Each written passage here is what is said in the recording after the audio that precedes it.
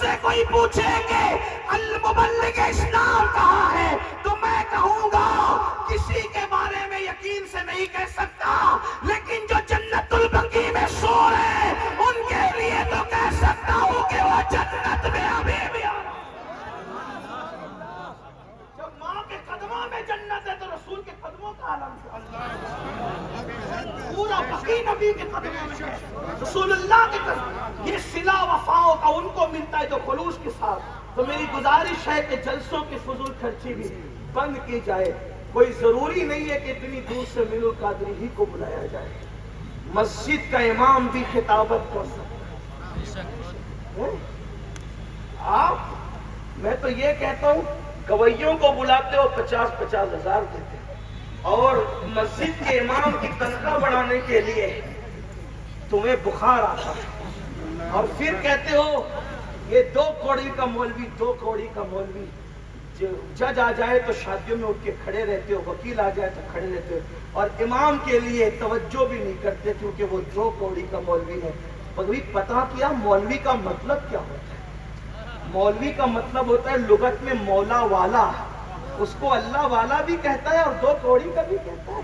جو اللہ والا ہوگا وہ 2 کوڑی کا کیسے ہوگا؟ میں تو لوگوں سے کہتا ہوں غصے میں تو نہیں آتا، لیکن یہاں مجھے غصہ آتا ہے کہ تیری ماں تیرے باپ پہ حلال نہ ہوئی ہوتی اگر اس مولوی نے ایجاب و قبول کرانے کا احسان نہ کیا ہوتا، تیرا باپ قبر میں سکون سے سونے کے قابل نہ ہوا ہوتا اگر اسی مولوی نے نماز جنازہ نہ پڑھائی۔ اتنی افسوس کی بات ہے، 4 چنندہ شعر سننے کے لیے ہم 50-50 ہزار دیتے ہیں، لیکن مہینے بھر محنت کرنے والے فجر وہی، ظہر وہی، عصر وہی، مغرب وہی، مکتب وہی، اذان بچوں کے کان میں وہی، جنازہ وہی۔ جب یہ کہتے ہیں تو میرے کچھ دوستوں کو غصہ آتا ہے، لیکن میں کہتا ہوں یاد رکھنا جب تک حق نہیں بولو گے اس وقت تک حق تک پہنچ نہیں سکتے۔ تو شادی کی فضول خرچی بھی ختم ہو، اور جہاں تک عرس سے کچھ لوگ کہتے ہیں عرس کے مخالف ہے، واللہ کبھی نہیں، عرس ہم سننے وہی کا مقدر ہے، لیکن جتنا غوث پاک نے کیا، غریب نواز نے کیا، محبوب الہی نے کیا، مختوم اشرف ہمارے مختوم سمدانی نے کیا، جو باتیں ہمارے بزرگوں نے روا رکھی بس وہ ہے، بعد میں جو تم ایڈ کر رہے ہو سوائے مزاج بننے کے کچھ اور نہیں، اس لیے کہ اللہ والوں کی محبت جتنا وہ لوگ جانتے تھے اتنا ہم نہیں جانتے۔ اس لیے میری گزارش ہے کہ جلسوں کی بھی میں تو دیکھتا ہوں کہ ابھی یہاں تو دیکھ رہا ہوں بہت اچھی بات ہے، پتہ شاید ایسا ہی ہو جیسا دیکھ رہا ہوں، ورنہ ایک جلسے میں ایسا ہوتا ہے کمیٹی کے اگر 100 لوگ ہیں تو 100 کے 100 لوگ خطیب کو ہار پہنائیں، اگر ایک ہار 50 روپے کا بھی ہوا تو 100 لوگوں نے جو ہار ایک خطیب کو پہنائے کتنے ہو گئے؟ اور محلے کے اندر ابھی بھی کوئی بیوہ ایسی ہے کہ جس کو اوڑھنے کے لیے پھٹے دوپٹے کے سوا کچھ نہیں ہے نا؟ حدیث پاک میں آتا ہے کہ جب یتیم اور بیوہ آہ بھرتے ہیں تو اللہ کا عرش کانپنے لگتا ہے۔ میرے عزیز میرے بھائیوں، ہمیں تعلیم کے نام پر آگے بڑھنے کی بہت ضرورت ہے۔ لوگ کہتے ہیں ہم اپنی کالجوں میں تمہاری بیٹیاں نہیں پڑھائیں گے، آپ یہ کہیے ہم اتنے کیپیبل ہو چکے ہیں الحمدللہ کہ ہم اپنی بیٹیوں کو دوسروں کے یہاں بھیجیں گے نہیں انشاءاللہ، لیکن ہمیں اس پر پلان کرنا ہوگا۔ اور لوگ کہتے ہیں مسلمانوں کے پاس مان لیے، میں کہتا ہوں واللہ ہرگز نہیں،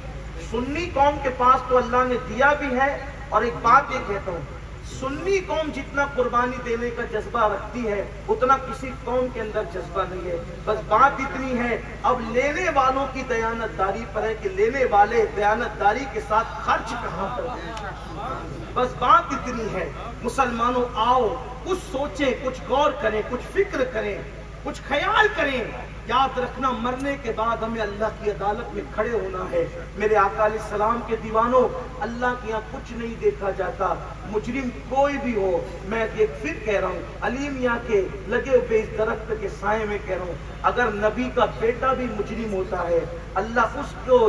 جرائم کی سزا یہ دیتا ہے کہ صرف ہفتے کے دن نبی کے بیٹوں نے، میں تشریح کے ساتھ بات کروں، سنیچر کے دن نبی کے بیٹوں نے مچھلی کا شکار کیا اللہ کے منع کرنے کے بعد بھی